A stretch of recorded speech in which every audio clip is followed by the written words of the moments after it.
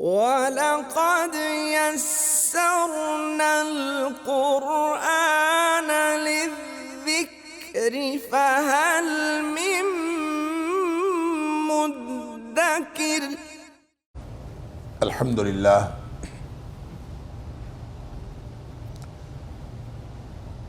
للہ وکفیٰ وسلام علی عبادہ الذین اصطفیٰ۔ اشہد ان لا الہ الا اللہ وحدہ لا شریک لہ واشہد ان محمدا عبدہ ورسولہ صلی اللہ علیہ وآلہ وسلم۔ اللہم صل علی محمد وعلی آل محمد کما صلیت علی ابراہیم وعلی آل ابراہیم انک حمید مجید۔ اللہم بارک علی محمد وعلی آل محمد کما بارکت علی ابراہیم وعلی آل ابراہیم انک حمید مجید۔ اما بعد فاعوذ باللہ السمیع العلیم من الشیطان الرجیم من حمدہ ونفخہ ونفثہ۔ بسم اللہ الرحمن الرحیم۔ فمن ابتغى وراء ذلك فأولئك هم العادون۔ بس جو کوئی اس کے بعد کوئی راستہ تلاش کرے بس وہ لوگ حد سے بڑھ جانے والے ہیں۔ آیت نمبر 7 سورۃ المؤمنون۔ یہاں سے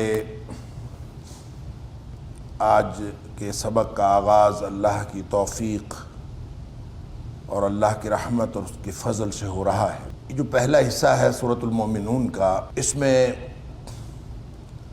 گزشتہ درس میں یہ بات عرض کی جا چکی کہ کامیاب مومن کی صفات بیان کی گئی ہیں کہ وہ اہل ایمان جن کے اندر یہ 7 صفات ہوتی ہیں وہ کامیاب ہوتے ہیں۔ ان میں سے ایک صفت یہ تھی جو گزشتہ آیات کے اندر جہاں سے اس گفتگو کا تسلسل ہے جو آج کی آیت میں ہے کہ والذین هم لفروجہم حافظون، کہ وہ لوگ اپنی شرمگاہوں کی حفاظت کرتے ہیں۔ الا علی ازواجہم او ما ملکت ایمانہم فانہم غیر ملومین، سوائے اس کے کہ اپنی بیویوں کے ساتھ یا پھر لونڈیوں کے ساتھ، فانہم غیر ملومین، پس وہ اس اعتبار سے پھر ان کے اوپر کوئی ملامت نہیں ہوتی، وہ گویا ملامت کیے ہوئے نہیں ہوتے۔ کیا مطلب کہ شرمگاہ کی جو حفاظت ہے وہ جیسے اللہ کے رسول صلی اللہ علیہ وسلم کا فرمان ہے کہ من یضمن لی ما بین لحییہ وما بین رجلیہ، جو شخص 2 چیزوں کی حفاظت کی مجھے ضمانت دے دے، ایک جو 2 ٹانگوں کے درمیان ہے یعنی اس کی شرمگاہ، اور ایک جو 2 جبڑوں کے درمیان، ان دونوں کی اگر کوئی مجھے ضمانت دے دے، من یضمن لی، جو مجھے ضمانت دے دے، ما بین لحییہ، جو کچھ 2 جبڑوں کے درمیان ہے، وما بین رجلیہ، اور جو کچھ 2 ٹانگوں کے درمیان یعنی شرمگاہ، اگر اس کی حفاظت کی ضمانت کوئی شخص مجھے دے دے میں اس کو جنت کی ضمانت دیتا ہوں۔ اب یہ جو حفاظت ہے یہ مطلقاً ہے، یعنی ہر اعتبار سے اس کی حفاظت کرنی ہے، کسی کی نگاہ پڑ جانے کی بھی حفاظت کرنی ہے، اس کی حفاظت کی کوئی حد نہیں ہے، یہ مطلق حفاظت۔ پھر اس حفاظت میں استثناء اللہ کریم نے عطا فرمایا، اور وہ استثناء یہ ہے الا علی ازواجہم او ما ملکت ایمانہم فانہم غیر ملومین، کہ جو لوگ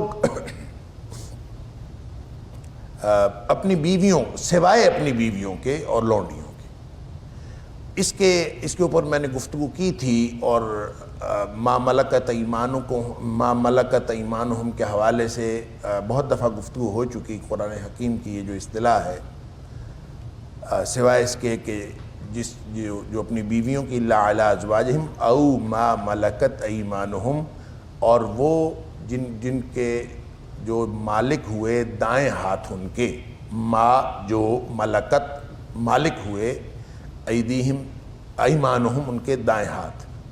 اب یہ جو ملک یمین اس کو کہتے ہیں، عربی کی ایک اصطلاح ہے، اور اس کا مطلب ہوتا ہے لونڈی یا غلام، دونوں کو یہ مل کے یمین کہتے ہیں۔ عربوں کے اندر یہ رواج تھا، میں نے گزشتہ درس کے اندر اللہ کی توفیق سے اس کی تفصیل بیان کی تھی، اور اس سے پہلے بھی جہاں جہاں ما ملکت ایمانہم کی اصطلاح استعمال ہوئی ہے وہاں پہ یہ گفتگو ہو چکی کہ یہ ادارہ اللہ کے رسول صلی اللہ علیہ وسلم نے لونڈی اور غلام یعنی جو غلامی کا جو ادارہ ہے اس کو عملاً ختم کر دیا، لیکن اس کو قانوناً باقی رکھا ہے، اور قانوناً باقی رکھنے کی وجہ یہ ہے کہ آئندہ زندگی میں بھی کسی بھی جگہ کسی بھی مقام پہ کوئی ایسی صورتحال پیدا ہو سکتی ہے، مثال کے طور پر کوئی جنگی قیدی آ جائے، یعنی انسانوں کی ویسے خرید و فروخت منع ہے، کوئی شخص کسی کو غلام بنا کے بیچ نہیں سکتا، یہ حرام ہے کہ کوئی شخص کسی کو غلام بنائے اور پھر بیچ دے، لیکن ایسی صورتحال پیدا ہو سکتی ہے، مثلاً کوئی جنگ ہو اور جنگی قیدی آپ کے پاس آ جائیں۔ اب وہ جنگی قیدی جو ہیں اس میں عورتیں بھی ہیں، اس میں مرد بھی ہیں، آپ ان کو کیا کریں گے؟ قید میں رکھیں گے ہمیشہ؟ نہیں، ان کی یا تو قیدیوں کا تبادلہ ہو جائے، وہ لوگ اپنے قیدی واپس لے لیں، ادھر آپ کے کوئی قیدی ہوں، قیدیوں کا تبادلہ ہو جائے، ایکسچینج ہو جائے، یا پھر یہ کہ آپ جو ان کے قیدی ہیں آپ ان کے قیدی فدیے کے بدلے چھوڑ دیں، آپ ان سے کہیں کہ جناب اپنا فدیہ دے دیں تو ہمارے قیدی اپنے قیدی لے جائیں۔ اگر وہ ایسا بھی نہیں کرتے اور کوئی صورتحال ایسی نہیں بنتی کہ قیدیوں کا ایک تبادلہ بھی نہیں ہو سکتا، وہ فدیہ کی صورت میں لینے سے انکاری ہیں، اب وہ مرد ہیں، عورت ہیں، ان کی زندگیاں ہیں، ان کی معاشرے کے اندر سیٹلمنٹ کی ایک صورت اسلام نے باقی رکھی کہ اگر کوئی اور صورت باقی نہیں بچتی تو اس کو جو سپہ سالار ہے، یہ جو ریاست ہے، وہ مجاہدین کے درمیان تقسیم کر دے گی اس کو غلام اور لونڈی کے طور پر، تاکہ ان کا ایک معاشرے کے اندر مقام ہو، ان کے باقاعدہ حقوق بیان کر دیے، غلاموں کے یہ حقوق ہیں، لونڈیوں کے یہ حقوق ہیں، ان کے ساتھ معاملات کی یہ صورت ہوگی۔ تو وہ جو ریاست الاٹ کرتی ہے کسی کو غلام یا لونڈی، تو وہ لونڈی جو ہے جب الاٹ ہو اپنے غلاموں سے تعلق زوجیت قائم کرنے کی اجازت نہیں، وہ حرام۔ لیکن یہ ایک تو لونڈیوں کے حوالے سے یہ تصور کہ یہ کوئی بھی شخص کسی کو لونڈی بنا سکتا ہے، یہ بالکل غلط ہے، اسلام نے اس کو حرام کیا۔ کوئی کسی کو لونڈی نہیں بنا سکتا، کوئی کسی کو غلام نہیں بنا سکتا۔ ہاں البتہ ایسی کوئی صورت کبھی پیدا ہو جائے تو اسلام نے اس کو اوپن رکھا ہے، اس کو یعنی مطلقاً حرام قرار نہیں دیا، اس کو، اس ادارے کو، اس دروازے کو بند اس لیے نہیں کیا۔ تو یہ جو اوپن ہے اس کے اوپر پھر اسلام کے اوپر بہت سارے اعتراضات ہوتے ہیں، حالانکہ کوئی ایسے اعتراض کی بات نہیں ہے۔ عملاً جس دین نے اس کو ختم کر دیا، اور ختم بھی ایسے نہیں کیا کہ غلاموں کو جو ہے بس بیچ بکا کے ادھر ادھر کر کے معاشرے سے ختم کر دیا، کوئی نہیں، غلاموں کو مقام دیا ہے۔ لہٰذا اس کی عملی شکل اگر آپ دیکھیں تو پہلی صدی ہجری کے جتنے بڑے بڑے علماء ہیں، جتنے بڑے بڑے مختلف مراکز کے اندر دین کے جو بڑے بڑے مینارے تھے، ان میں سے اکثر پیچھے اپنی زندگی میں غلام تھے، اور ان کو اسلام نے اس قدر بلندی عطا کی ہے، اور یہ پوری آپ تاریخ پڑھ کے دیکھ لیجئے، یہ ساری اس کے اندر موجود۔ اس کا تذکرہ ہم پہلے کرتے رہتے ہیں، تفصیل کی ضرورت نہیں ہے۔ یہاں پہ میں جس پہلو کو عرض کرنا چاہ رہا ہوں وہ یہ ہے کہ جو حفاظت ہے شرمگاہ کی وہ مطلق ہے، ہر مومن کو شرمگاہ کی حفاظت کرنا فرض ہے۔ اسی لیے سطر ڈھانکنا، اسی لیے کپڑے پہننا، اسی لیے جب آپ کو رفع حاجت ہو یا غسل وغیرہ کرنا ہو تو چھپ کے پردہ کر کے ہر اعتبار سے جو ہے، صرف جو استثناء ہے وہ بیویوں کے ساتھ ہے یا پھر لونڈیوں کے ساتھ اگر موجود ہو، تو ظاہر ہے اب یہ عملاً ختم ہو گیا ادارہ، تو اب صرف بیویوں کی بات رہ گئی۔ تو یہ جو میاں بیوی ایک دوسرے کے ساتھ، وہ شرمگاہ کا یہ ایک استثناء، یہ جو استثناء ہے یہ جہاں تو ایک راستہ دیتا ہے، اور وہ جو راستہ ہے وہ اس بات کی علامت ہے کہ اسلام رہبانیت کا دین نہیں ہے، اسلام مطلقاً ریاضتوں اور مجاہدوں کا دین نہیں ہے، بلکہ اس کے اندر حلال کا راستہ باقی رکھا ہے۔ یہ نہیں کہہ دیا کہ یعنی اسلام کبھی یہ نہیں کرتا کہ وہ کسی خواہش کو یا کسی ضرورت کو مطلقاً بند کر، یہ کبھی نہیں کرتا، اس کو چینلائز کرتا ہے، اس کو راستہ دیتا ہے۔ حرام جو ہے وہ حرام ہے، لیکن اس کے لیے حلال کا راستہ موجود ہے۔ شرمگاہ کا، اور اس کی عمدہ ترین مثال یہ ہے کہ شرمگاہوں کی حفاظت کرو، اور یہ صرف یہاں حکم نہیں ہے، اور بھی کئی جگہوں پہ ہے۔ سورہ معارج کے اندر مثال کے طور پر بالکل تقریباً انہی الفاظ کہ والذین هم لفروجہم حافظون، کہ وہ اپنی شرمگاہوں کی حفاظت کرنے والے ہوتے ہیں اہل ایمان۔ اب یہ اہل ایمان کا اور غیر ایمان والوں کا، جن کی جو اہل کفر ہیں، یہ ان کا فرق ہوتا ہے۔ وہ اپنی شرمگاہوں کی حفاظت نہیں کرتے، یہ ہے اپنی شرمگاہوں کو حفاظت کرتے ہیں۔ اور یہ کامیاب اہل ایمان کی جو صفات ہیں ان میں سے ایک بہت عمدہ ترین صفت۔ تو یہاں ایک بات یہ سمجھ آئی کہ اسلام رہبانیت کا دین نہیں ہے، وہ اہل ایمان کو جس قدر ان کی ایمان کی مضبوطی ہے ان کو ایک راستہ بھی دیتا ہے، چاہے وہ زہد و ورع میں وہ امت میں سب سے اوپر پہنچے ہوئے ہوں، پھر بھی ان کو راستہ دیتا ہے کہ وہ اپنی بیویوں اور اپنی لونڈیوں کے ساتھ، جب ادارہ موجود تھا لونڈیوں کا، اور اب اپنی بیویوں کے ساتھ وہ اپنا تعلق قائم کر سکتے ہیں، اور وہ شرمگاہ کا بھی یہ استثناء رکھا۔ اب یہ صرف عام لوگوں کے لیے نہیں ہے، صحابہ کرام جو نبیوں کے بعد اس دھرتی کی سب سے عمدہ مخلوق ہے، سب سے افضل مخلوق ہے صحابہ کرام، ان کو بھی اب یہ صرف ایک بیوی نہیں بلکہ بیویاں 4 تک کی اجازت اسلام نے دی ہے۔ اور یہ 4 تک کی جو اجازت ہے، اس پہ ہماری جو خواتین ہیں، بہنیں بیٹیاں، اور جو خواتین کے حقوق کے ادارے ہیں وہ پریشان نہ ہوا کریں۔ یہ اسلام نے 1 سے 4 تعداد کو زیادہ نہیں کیا، بلکہ اس وقت 50-50 100 شادیوں کی وہاں پہ رواج تھا، روایت تھی، اس کو کم کر کے 4 تک محدود کیا۔ لہٰذا وہ اس کے اندر ضرورت کے تحت معاشرے کے اندر کوئی بھی معاملہ ہو سکتا ہے، اور کسی بھی وجہ سے تعدد ازواج ہو سکتا ہے۔ معاشرے کے اندر کتنی بیوائیں ہیں، معاشرے کے اندر کتنی مطلقہ عورتیں ہیں جن کی سیٹلمنٹ کا کوئی اور راستہ نہیں سوائے اس کے کہ تعدد ازواج ہو، اور دوسری شادی جو ہے مرد کریں گے تو وہ ان کی سیٹلمنٹ ہوگی۔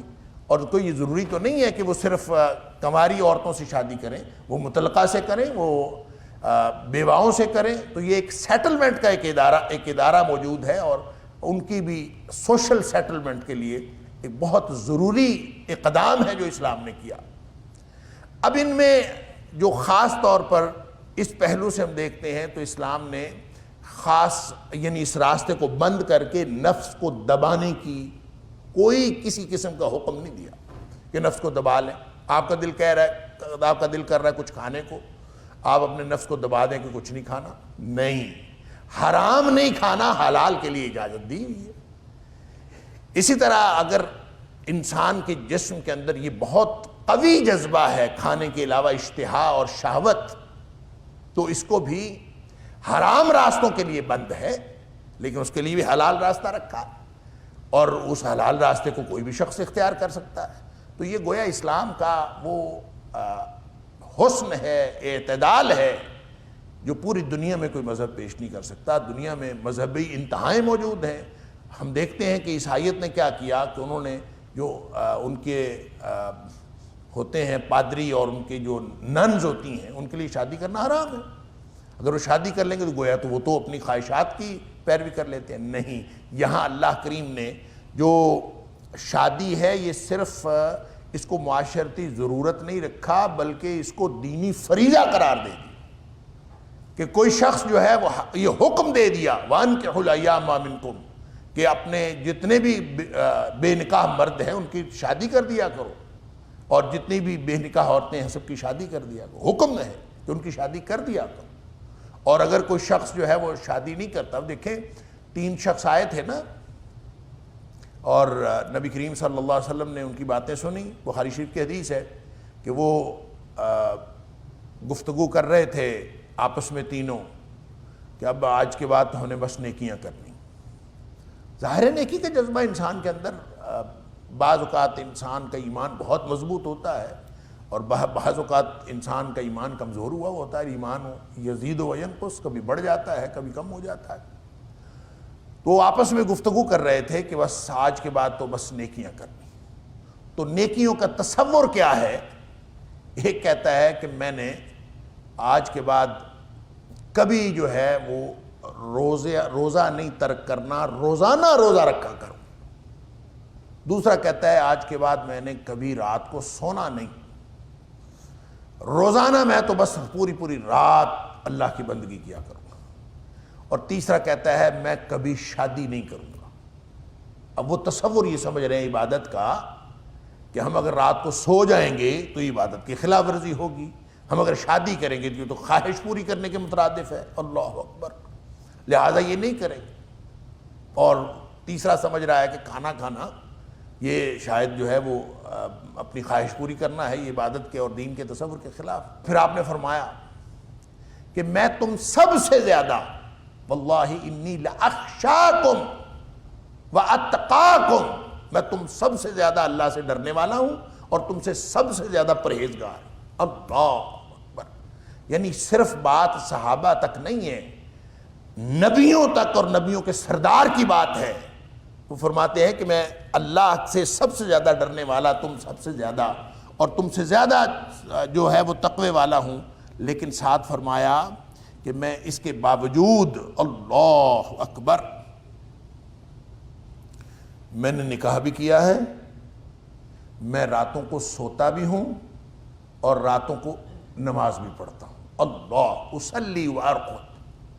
اور پھر فرمایا کہ وَأَنْكِحُ النِّسَاءَ، اور میں وَأَتَزَوَّجُ النِّسَاءَ، میں نے عورتوں سے شادیاں بھی کی ہوئی ہیں۔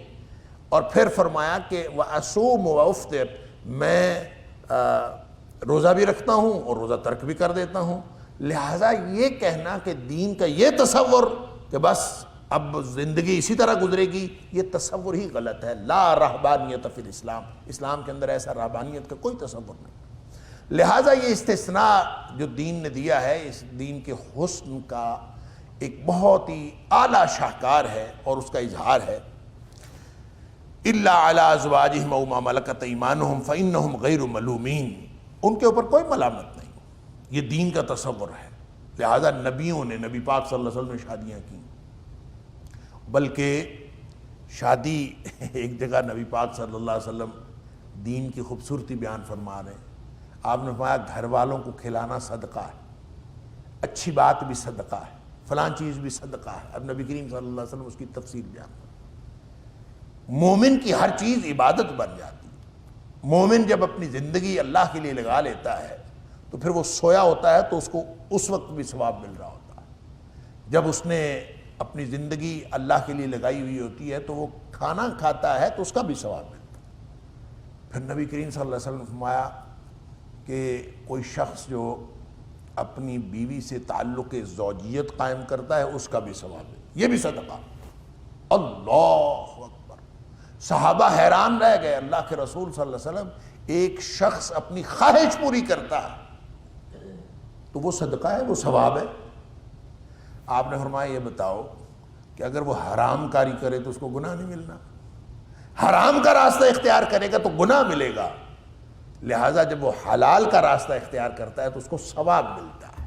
یہ ہے خوبصورت وہ حسن اور خوبصورت اعتدال اسلام کا، کہ اس نے روکا نہیں ہے بلکہ ایک راستہ دیا۔ الا علی ازواجہم او ما ملکت ایمانہم فانہم غیر، ان کے اوپر کوئی ملامت نہیں۔ فمن ابتغى وراء ذلك فاولئک هم العادون۔ اب یہ ایک اور پابندی لگا دی کہ یہ جو استثناء ہے یہ بھی محدود ہے، اس استثناء کو بھی لامحدود نہیں سمجھنا۔ فمن ابتغى وراء ذلك، اب کوئی بھی شخص جب ہے اس کے علاوہ کوئی بھی راستہ اختیار کرے گا، یعنی دو راستے بتائے نا، ایک تو بیوی ہو، میاں بیوی ہو، اور دوسرا لونڈی اگر کوئی معاملہ ہو، اس وقت ہوتا تھا اب تو نہیں ہے۔ اس کے علاوہ فمن ابتغى وراء ذلك، کوئی بھی شخص اس کے علاوہ کوئی راستہ تلاش کرے۔ اب ظاہر ہے کوئی زنا کا راستہ، کوئی اپنی گفتگو کر کے اپنے آپ کو لذت لیتا ہے، لطف لیتا ہے، کوئی صرف نگاہیں جو ہیں وہ سیکھ کر اپنی نگاہیں ٹھنڈی کرتا ہے اور اس کے ذریعے سے لطف لیتا ہے، کوئی کسی بھی طریقے سے لطف لیتا ہے۔ یا کوئی قوم لوط والا عمل کرتا ہے، یا کوئی کسی بھی طرح کسی جانور کے ساتھ کوئی بدفعلی کرتا ہے، یا کسی بھی طرح وہ اپنے حتیٰ کہ استمناء بالید کرتا ہے، اپنے ہاتھ سے اپنے آپ کو، جس کو ماسٹربیشن کہتے ہیں، وہ کرتا ہے، وہ ساری کی ساری صورتیں اس کے اندر آ گئیں۔ فَمَنِ ابْتَغَىٰ وَرَاءَ ذَلِكَ، جو اس سے آگے راستے تلاش کرے گا وہ فَأُولَٰئِكَ هُمُ الْعَادُونَ، یہ پھر حد سے بڑھنے والی بات ہے، یہ جائز نہیں کی اسلام نے اس کو محدود کیا ہے کہ صرف بیویاں ہوں اور جو شوہر اور بیوی ہیں یہ دونوں آپس میں شرمگاہ ایک دوسرے کے ساتھ شیئر کر سکتے ہیں، لطف لے سکتے ہیں، سب کچھ کر سکتے ہیں۔ جو اس کے علاوہ آگے راستہ تلاش کرتا ہے وہ سارے کے سارے ختم۔ لہذا اس میں ایک ضمنی طور پر یہاں پہ یہ بات بھی آ گئی کہ یہ جو وقتی نکاح ہے، موقت نکاح جس کو متع کہتے ہیں، اس کی کوئی صورت بھی جائز نہیں رہی الا علی ازواجہم او ما ملکت ایمانہم۔ جب باقاعدہ نکاح ہوگا تو پھر ایک دوسرے کے ساتھ جائز ہے، وگرنہ کوئی جائز نہیں ہے۔ فمن ابتغى وراء ذلك، اس سے آگے کوئی بھی شخص کوئی بھی راستہ تلاش کرے گا، سارے کے سارے حرام۔ اللہ لا تقربوا الزنا، زنا کے قریب تک نہ جاؤ، انہ کان فاحشۃ وساء سبیلا، یہ بے حیائی ہے اور یہ بہت برا راستہ ہے۔ اور قریب جانے کا مطلب ہے نگاہوں کی بھی حفاظت کرو، اپنی زبان کی بھی حفاظت کرو، اپنے کانوں کی بھی حفاظت کرو، کیونکہ نبی اکرم صلی اللہ علیہ وسلم نے فرمایا جو زنا ہوتا ہے وہ صرف شرمگاہ کا نہیں ہوتا، زنا کا آغاز تو نگاہوں سے ہوتا ہے۔ نبی پاک صلی اللہ علیہ وسلم فرمایا العینان تزنیان، سب سے پہلا جو زنا ہے وہ تو نگاہیں کرتی ہیں، اللہ۔ پھر واللسان یزنی، زبان جو ہے یہ بدکاری کرتی ہے، کان بدکاری کرتے ہیں، ہاتھ بدکاری کرتے ہیں، پاؤں بدکاری کرتے ہیں جو چل کے جاتے ہیں۔ یہ سارا جسم تو بدکاری کر چکا ہوتا ہے، جو شرمگاہ ہے وہ تو اس بدکاری کی یا تصدیق کرتی ہے یا تردید کرتی ہے، وہ تو سارا صرف آخری مرحلہ ہے، ورنہ سارا زنا تو پہلے ہو چکا ہوتا ہے۔ اس لیے فرمایا لا تقربوا الزنا، اس کے قریب نہ جاؤ، یہ نہیں فرمایا کہ زنا نہ کرو، فرمایا اس کے قریب ہے۔ انہ کان فاحشۃ، ہے ہی بے حیائی، ساء سبیلا، یہ راستہ ہی بہت برا ہے، اس کے قریب نہیں جانا۔ لہٰذا یہ جو فمن ابتغى وراء ذلک، اس سے بڑھ کر کوئی بھی کوئی راستہ تلاش کرے، وہ راستہ قدیم دور کا ہو یا کوئی جدید دور کا تلذذ کا کوئی راستہ ہو جس کا ذکر کبھی تاریخ میں نہ کسی نے کیا ہو، آئندہ زندگی میں کوئی تلذذ کا راستہ ہو، وہ چاہے یہ جو لیزبین اور گیز جس طرح ایک دوسرے کے ساتھ آپس میں تلذذ کرتے ہیں، یا اس کے علاوہ جتنے بھی طریقے ہو سکتے ہیں یہ آئندہ زندگی میں ہو سکتے ہوں گے، وہ سارے کے سارے منع کر۔ یہ جو میں نے متع کی بات کی ہے اس کے بارے میں ایک غلط فہمی نہ پیدا ہو جائے، میں اس لیے عرض کر دیتا ہوں، متع نہ قرآن میں جائز ہوا تھا نہ قرآن نے اس کو منع کیا ہے۔ متع جائز ہوا تھا نبی کریم صلی اللہ علیہ وسلم کے فرمان سے، حدیث سے وہ جائز ہوا تھا اور حدیث سے ہی وہ حرام ہو گیا۔ لہذا قرآن سے نہ وہ جائز ہوا ہے نہ قرآن سے وہ حرام ہوا ہے۔ یہاں صرف ضمنی طور پر ایک بات نکلتی ہے، قرآن میں کوئی ذکر نہیں ہے، اور جو جہاں پہ جس آیت کو قرآن کا اس میں جو متاع اس کا لفظ ہے اس فائدہ اٹھانے کا، اور متعتم کا وہ جو لفظ ہے اس لفظ کو متع سمجھ لیا اور متع کی دلیل سمجھ لیا، یہ بالکل غلط ہے۔ قرآن نے نہ اس کو جائز قرار دیا تھا نہ قرآن میں اس کو حرام قرار دیا گیا، اس کو جائز بھی حدیث میں قرار دیا گیا تھا اور اس کو حرام بھی، اور ہمیشہ ہمیشہ تک کے لیے حرام بھی حدیث میں قرار دیا گیا ہے۔ لہٰذا اب جتنے بھی راستے ہوں گے، یہاں چونکہ ایک ضمنی طور پر ایک بات میں نے عرض کیا فمن ابتغى وراء ذلك، اب جہاں جہاں بھی یہ بات، یہ حدیث، یہ اس طرح کی آیت آئی ہے، یعنی سورۃ المعارج میں بھی یا دیگر مقام پر، یا یہاں سورۃ المومنون میں کہ فمن ابتغى وراء ذلك فاولئک هم العادون، جتنے بھی اس کے علاوہ رستے ہیں سارے کے سارے حرام، بات ختم ہو گئی۔ اب وہ رستہ کوئی پہلے سے جانتا ہو اس کا ذکر کہیں حدیث میں ہوا ہو، اس کا ذکر نہ ہوا ہو، وہ آگے کی بات ہو، وہ پیچھے کی بات ہو، وہ سارے کے سارے رستے حرام، بات ختم۔ فمن ابتغى وراء ذلك ایک سپیسیفیکیشن ہے، الا علی ازواجہم او ما ملکت ایمانہم، بس اس کے علاوہ کیا ہے؟ باقی سارا جو اس کے علاوہ راستہ ڈھونڈے گا فاولئک هم العادون، وہ پھر حد سے بڑھنے والے ہیں، اور جو حد سے بڑھنے والے ہیں ان کو اللہ نہ صرف یہ کہ پسند نہیں کرتا، بلکہ وہ گویا دین کی وہ دھجیاں بکھیر دیتے ہیں جو حد سے بڑھتے ہیں۔ والذین هم لأماناتهم وعہدہم راعون، اگلی صفت کامیاب اہل ایمان کی یہاں بیان ہوئی ہے، بلکہ کہنا چاہیے کہ پانچویں صفت یہاں بیان ہوئی ہے، والذین هم لأماناتهم وعہدہم راعون، یعنی پہلی صفت تھی الذین هم فی صلاتہم خاشعون، جو اپنے نمازوں میں خشوع و خضوع کرتے ہیں، عاجزی اختیار کرتے ہیں۔ دوسری تھی والذین هم عن اللغو معرضون، وہ لوگ جو ہیں وہ لغو سے پرہیز کرتے ہیں، ہر فضول بات سے پرہیز کرتے ہیں۔ والذین هم للزکاۃ فاعلون، اور وہ زکوٰۃ جو ہے وہ ادا کرتے ہیں۔ اس پر بھی بعض لوگوں کو اعتراض ہوتا ہے کہ یہ جو صورت ہے یہ تو مکی صورت ہے، اور زکوٰۃ جو ہے وہ فرض ہوئی ہے جا کے مدینہ منورہ میں، تو یہ مکی صورت میں حکم کیسے آ سکتا ہے؟ تو مکی صورت میں اگر آ گیا تو اس کا مطلب ہے مکے میں یہ اس کی جو اپلیکیشن ہے عملی وہ بھی ہوگی، ایسا نہیں۔ بہت سارے احکام ایسے ہیں، بہت ساری چیزیں ایسی ہیں قرآن میں جن کا ذکر قرآن میں مکی صورتوں میں آیا ہے، لیکن عملاً اس کی اپلیکیشن جو ہے وہ جا کے مدینہ منورہ میں ہوئی ہے۔ ان میں سے زکوٰۃ بھی ایک ہے، اس کا ذکر آیا ہے لیکن یہ جا کے عملاً اس کی جو اپلیکیشن ہوئی ہے وہ وہاں جا کے ہوئی۔ تو چوتھی بات جو ہے وہ والذین هم لفروجہم حافظون، حالانکہ یہ جو دوسری صفت ہے نا والذین هم عن اللغو معرضون، کہ وہ لوگ ہر فضول بات سے پرہیز کرتے ہیں، ہر فضول بات سے وہ منہ پھیر لیتے ہیں، معرضون اعراض کرنے والے۔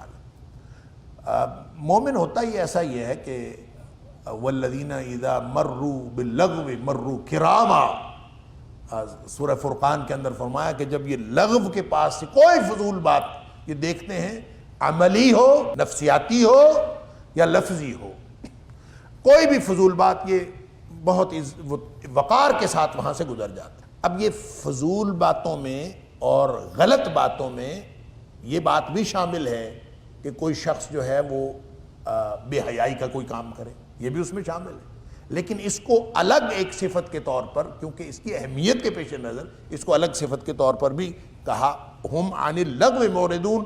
ظاہر ہے مومن تو پھر وہ بڑا باوقار ہوتا ہے، وہ کوئی بے حیائی کا کام کرتا ہی نہیں ہے، وہ تو اپنی نگاہوں کو بھٹکنے نہیں دیتا، وہ تو کوئی زبان سے کوئی غلط لفظ نہیں نکلنے دیتا، وقار کے ساتھ گفتگو کرتا ہے، وقار کے ساتھ اپنی نگاہیں ڈالتا ہے، اس کے ساتھ اس کی ساری زندگی بڑی باوقار ہوتی ہے، لہذا وہ تو اس میں شامل ہے۔ لیکن والذین هم لفروجہم حافظون، اس کو اہمیت کے پیش نظر یہ چوتھی صفت بیان فرمائی، اور اس کے ساتھ پھر اس کے الا علی ازواجہم او ما ملکت ایمانہم فانہم غیر ملومین فمن ابتغى وراء ذلك فاولئک هم العادون والذین هم لاماناتہم وعہدہم راعون، وہ لوگ اپنی امانتوں کو اور وعدوں کو راعون، ان کی حفاظت کرنے والے۔ راعون اصل میں رعا یا رعا سے ہے، اس کا معنی ہے رعایت کرنا، یعنی اس کا لحاظ رکھتے ہیں، اس کا پاس رکھتے ہیں۔ کس کا پاس رکھتے ہیں؟ وہ تو حفاظت کرنا اور پاس رکھنا، لحاظ رکھنا، رعایت کرنا۔ تو یہ جو رعایت و حفاظت ہے امانت کی، یہ ہر امانت کی ہے، اور امانت اس چیز کو کہتے ہیں جو کسی شخص کے بھروسے پر اس کو دے دی جائے۔ لہذا اس میں صرف وہ امانت نہیں آتی جو مالی طور پر آپ ایک دوسرے کو چیز دے دیتے ہیں، یہ میری چیز رکھ لینا، یہ امانت ہے، نہیں، ہر وہ چیز جو بھروسے پر دی جائے وہ امانت ہے۔ اس میں ڈیوٹی آ سکتی ہے، کوئی ڈیوٹی تفویض کی گئی ہو، جتنی بھی ڈیوٹیاں کسی کو دی جاتی ہیں، وہ چاہے ملازمت میں ہوں، چاہے وہ کسی کاروبار میں ہوں، چاہے وہ کسی ہر شخص کی، چاہے وہ مورل ڈیوٹی ہو، اخلاقی طور پر جو فرض عائد ہوتا ہے وہ ہو، کوئی سماجی طور پر کوئی فرض ہو، ہر اس چیز کی حفاظت کرنا جو اس کو بطور ڈیوٹی تفویض کیا گیا ہے، یہ بھی امانت۔ دوسری اس کی حیثیت یہ ہے کہ کوئی رازدارانہ بات کسی نے کسی سے کی ہو، رازدارانہ بات کی ہو، تو یہ بھی امانت ہے۔ المجالس بالامانہ، مشورہ بھی امانت ہوتا ہے، مجلسیں امانت ہوتی ہیں۔ آپ نے کسی ایک جگہ گفتگو کی ہے، پھر آپ اٹھ کے جا کے دوسری مجلس میں جاتے ہیں، دوسری مجلس میں جا کے پہلی مجلس کی ساری باتیں کر دیتے ہیں، دوسری مجلس سے اٹھتے ہیں، تیسری مجلس میں جا کے اس کی ساری باتیں کر، نہیں، یہ امانت ہوتی ہے۔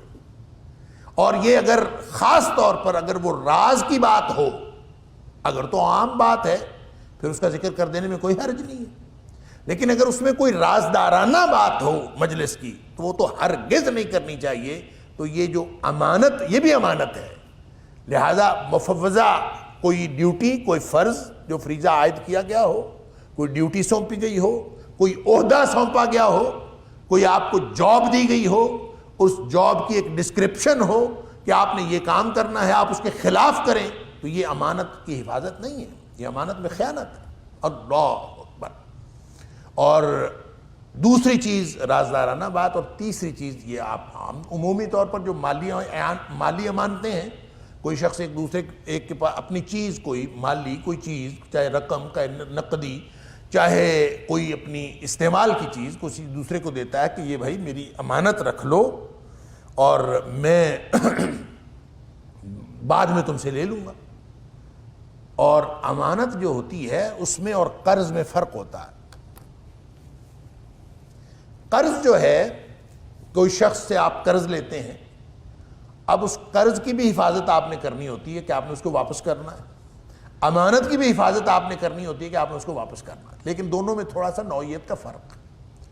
قرض آپ نے مثلا کسی چیز سے کسی سے کوئی قرض لیا، 10 لاکھ روپے آپ نے لے لیے، وہ پیسے آپ سے ضائع ہو گئے، آپ نے جہاں استعمال کرنے تھے آپ نہیں کر سکے، آپ نے چوری ہو گئے یا کوئی اللہ نخواستہ کوئی حادثہ ہو گیا، کوئی مسئلہ ہو گیا، آپ وہاں استعمال نہیں کر سکے، یا آپ نے استعمال کیے، آپ کو اس میں گھاٹا پڑ گیا، کوئی کچھ بھی ہو گیا، قرض واپس کرنا ضروری ہے، آپ نے اس کو واپس کرنا، یہ ذمہ داری ہے آپ کے اوپر۔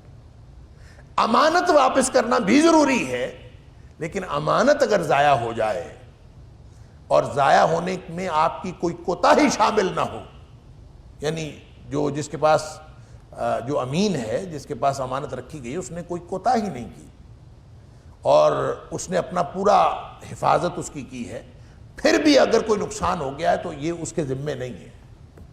قرض ہو تو اس کے ذمے ہوتا ہے ہر صورت میں، لیکن اگر امانت رکھی گئی ہے اور وہ امانت کی حفاظت کرتا ہے پوری طرح اور اس کی کوئی کوتاہی نہیں ہے، والذین هم لاماناتهم وعہدہم راعون، وہ اس کا لحاظ رکھتے ہیں ہر چیز کا۔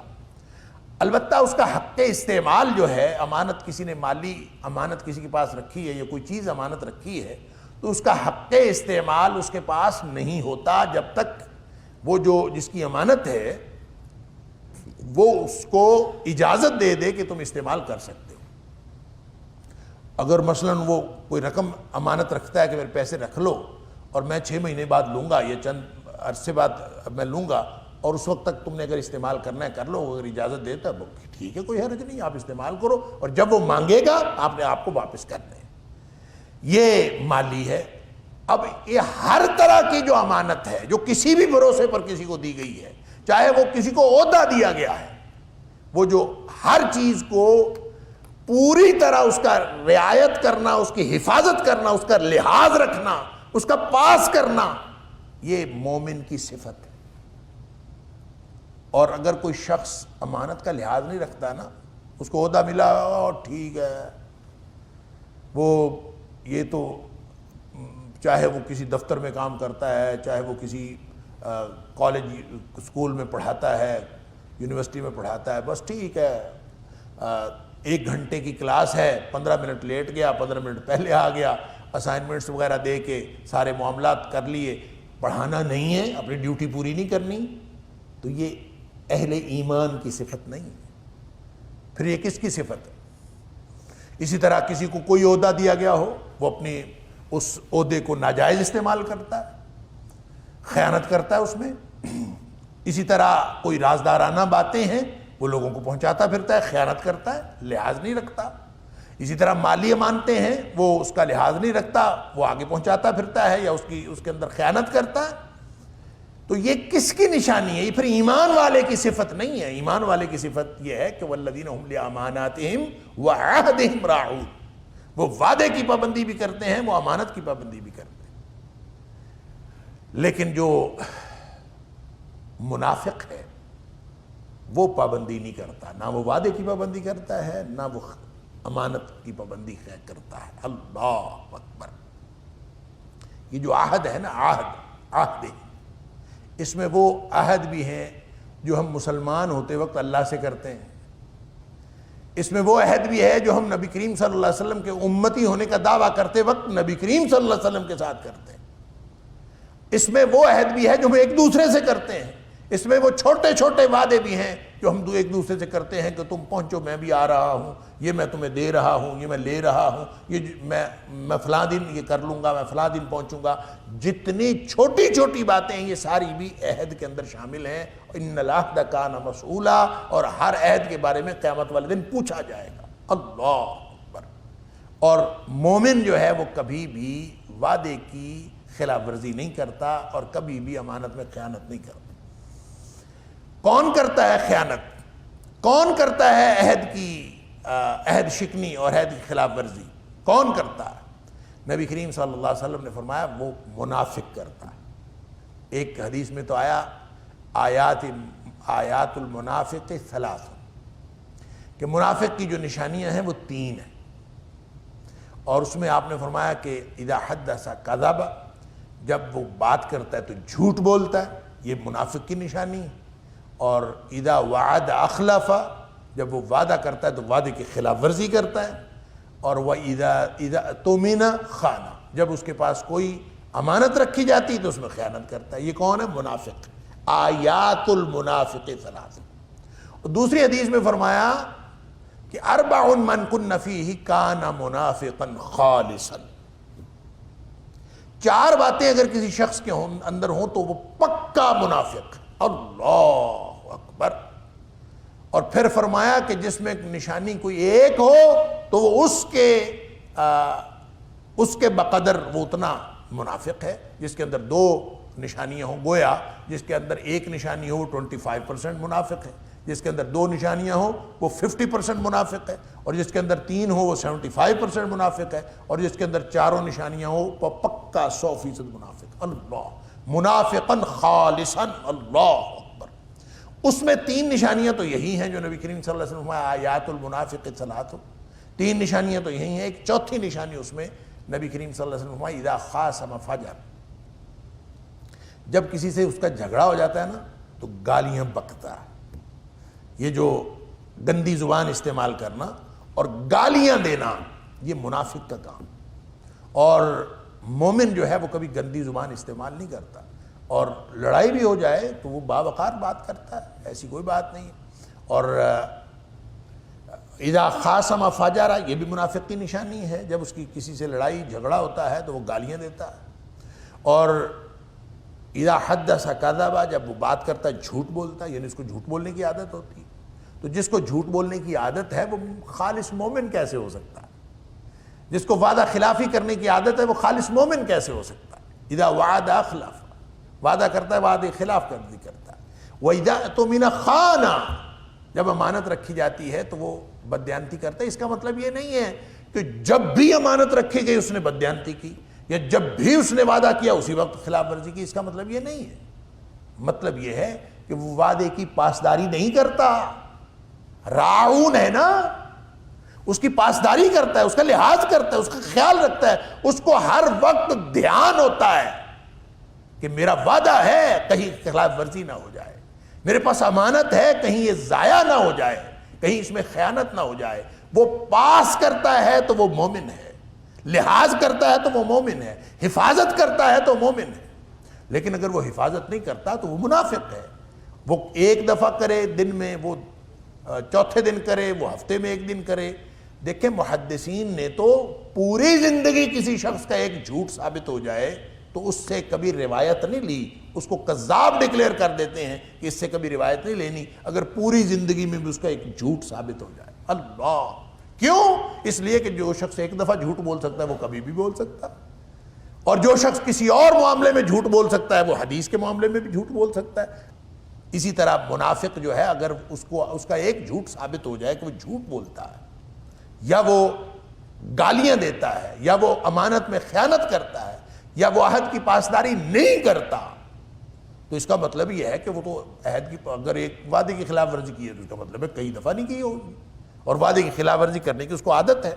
تو اگر کبھی کبھار بھی کرتا ہو تو اس کا مطلب ہے والذین ہم لاماناتہم وعہدہم راعون، اس کے خلاف۔ اور راعون میں نے عرض کیا رعایت سے ہے، حفاظت سے ہے، اس کا معنی حفاظت کرنا بھی ہے، اس کا معنی رعایت کرنا یعنی خیال رکھنا، پاس رکھنا، لحاظ رکھنا، تو اس کا لحاظ رکھتے ہیں، اس کو بہت توجہ سے اس کی حفاظت کرتے ہیں، اگر نہیں کرتے تو اس کا مطلب ہے مومن نہیں ہے، اللہ منافق ہے، اللہ تعالیٰ معاف فرمائے۔ تو وعدے اللہ سے کیے ہوئے ہوں یا وعدے وہ ہوں جو انسانوں سے کیے ہوئے ہیں، ہر وعدہ وہ وعدہ ہے، اس میں کسی ایک کوئی تخصیص نہیں ہے کہ فلاں وعدے جو ہیں ان کی خلاف ورزی کرے گا تو پھر مومن ہے اور کوئی حرج نہیں، اس کے ایمان کو کوئی فرق نہیں پڑتا، اور کسی دوسرے قسم کے وعدے جو ہیں ان کو جیسے مرضی کرتا رہے۔ اللہ کے وعدے بھی اور اللہ کے بندوں کے وعدے بھی سارے ایک طرح کے ہیں، کیونکہ ہر عہد کے بارے میں ان العہد کان مسئولا، ہر وعدے کے بارے میں پوچھا جائے گا۔ یہ جو چھوٹے چھوٹے وعدے ہیں نا، ہم جو روز خلاف ورزی کرتے ہیں، اللہ اکبر، اور یہ جو جب سے موبائل فون آیا نا، یہ جھوٹ اور وعدہ خلافی تو اس نے ایسی عادت ڈالی ہے، اللہ تعالیٰ معاف فرمائے۔ موبائل ہوتا ہے، پتہ ہوتا کوئی نہیں کون کہاں، اگلا پوچھتا ہے کہاں ہو، بس میں یہ پہنچنے والا ہوں، گھر سے بھی چلا نہیں ہوتا، بس میں پہنچنے والا ہوں۔ جھوٹ ہے نا، آپ تو پہنچنے والے نہیں ہیں۔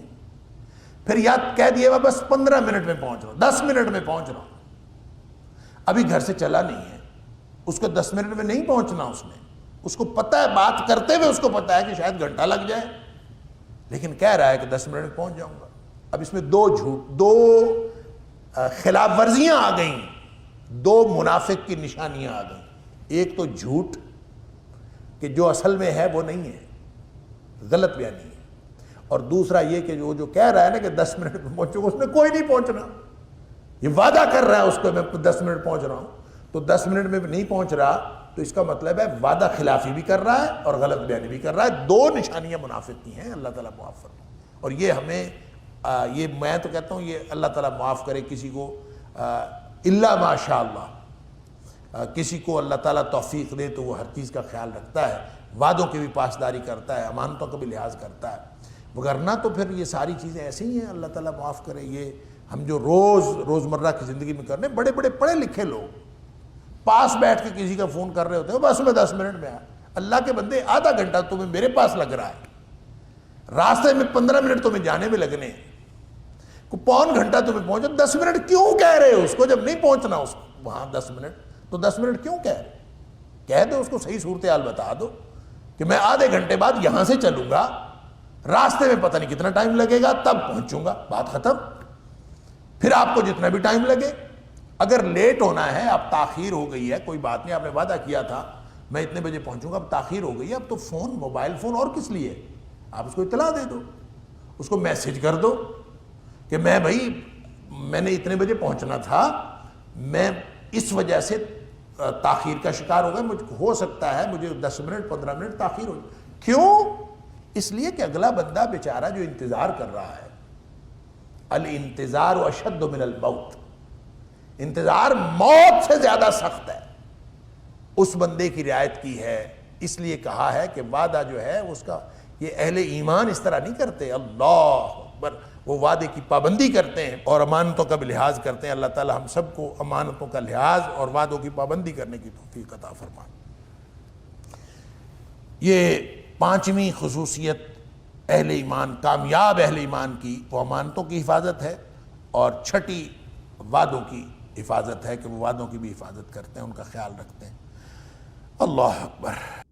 إن هذا القرآن يهدي للتي هي أقوم ويبشر المؤمنين الذين يعملون الصالحات أن لهم أجرا كبيرا